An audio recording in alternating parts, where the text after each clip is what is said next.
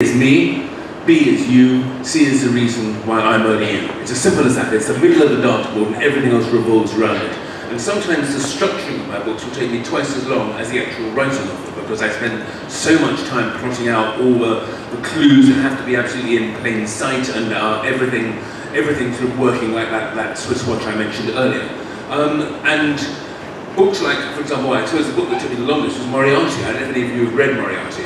I'd written a Sherlock Holmes novel and decided that since I wanted to do the other side of the coin and write a book about the most evil man in the world, Moriarty supposedly, so I thought, is it possible to write an evil book? And I had this idea that I would put a twist in it so awful and wrong that the reader would wish they hadn't read the book. They would throw the book across the room.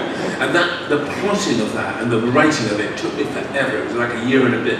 Normally it's 7 months. So yes, I can't write a book. Other writers, I don't know about, maybe Amanda will say she just starts and... Oh, no. The big reveal and the plot twist are the first things that I always pin down. And everything is working backwards from there, of course. And then you switched to a very different book with Island Witch. I still knew the ending before I started. But then a lot of research, which needed to be done. It was historical, so it wasn't. My other two books are very contemporary, didn't require much, research per se. But Island Witch certainly required a lot of research. It's set in the 1880s.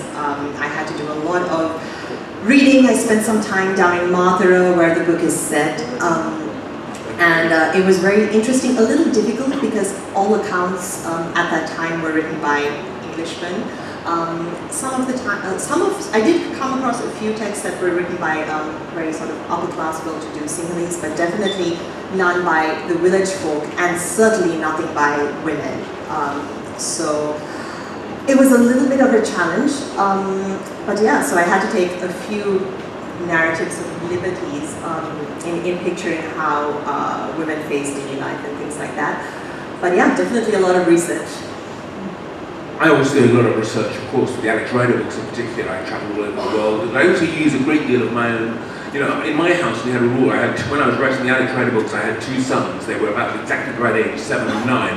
And if there was anything that involved something dangerous, like sort of, I don't know, paragliding or sort of deep sea diving or kite surfing, I'd get the kids to do that for me, because it was more economically viable for them to break an arm than it was for me. And also all their experiences I tended to put in the books. One of my favourite sequences was in Stormbreaker, where Alex is thrown into a tank with a giant jellyfish. And when we did the film, it was a fantastic thing to film with this huge Physalia physalis, as they're called. That was entirely based on my son, who was 9 years old. And we were on holiday in Portugal, and he was stung on the beach by a very, very big jellyfish. And I'll never forget it. He was lying on the ground, writhing in pain, and I ran up to him and I said, "What does it feel like? Can you describe the pain?" Dad, get me a doctor. But it was so I use my family a lot. So as you mentioned, the books where you inject yourself into the story, you do stab yourself quite a lot. You get stabbed quite often. But the other thing is, from a writer's point of view, when both of you are writing, so you said you know what the end is. But if you're in the book yourself, how do you can't know what the end is. So how do you how does that make writing more challenging? The fun of these books, there are 5 of them. These are the Hawthorne novels. The Word is Murder, the Sentence is Death, etc., etc. The 5th one comes out quite soon. They're different because the setup is a Hawthorne is a private detective who has to earn more money, effectively, decides to find a writer to write about him, and they split the profits 50-50. So that's sort of the setup of the book. Where it becomes metafiction, it becomes strange, is that he hires me, and I don't terribly like him. We have a difficult relationship because, first of all, I don't like his politics. He's homophobic, which I'm very opposed to. He's quite unkind, and worst of all, he calls me Tony. I really find that very, very difficult. And the point of the books is that the whodunit, the murder mystery, can become quite formulaic if you're not careful. It's sort of, everything has been done to death, literally, in whodunits. And that sort of setup, created really by Sherlock Holmes and Conan Doyle, that's the genius of it. I'm always looking for ways to subvert it. So, for example, Foyle's War, my TV series, set at a time when murder didn't matter. How can you care about the body in the library when just across the channel 500 people are being murdered every day? So that's murder in a time when murder doesn't matter. Hawthorne books are murder where the writer, instead of being the cleverest person who knows everything before the book begins, just like you described, where the writer is actually the stupidest person in the book, 5 steps behind the detective. If Hawthorne doesn't solve the crime, I don't have a book. And that's the fun of the series, is being so stupid. It sort of somehow suits me. But that's how they work.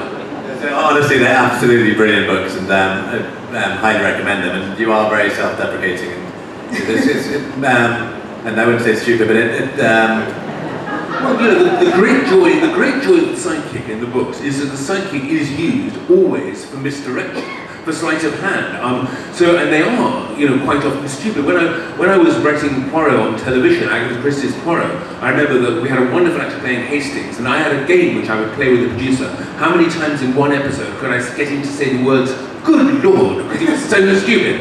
4 was my record in 1 hour, not bad.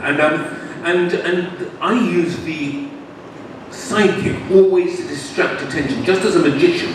If he says, "Look at my card here," it means that his left hand is sneaking to his pocket. So the sidekick always asks questions like, you know, why is there a, you know, that piece of artwork on this stage? But that's only because I don't want you to look at the man with the gun hiding in the side over there. And it's always misdirection, and that's what the sidekick does so well.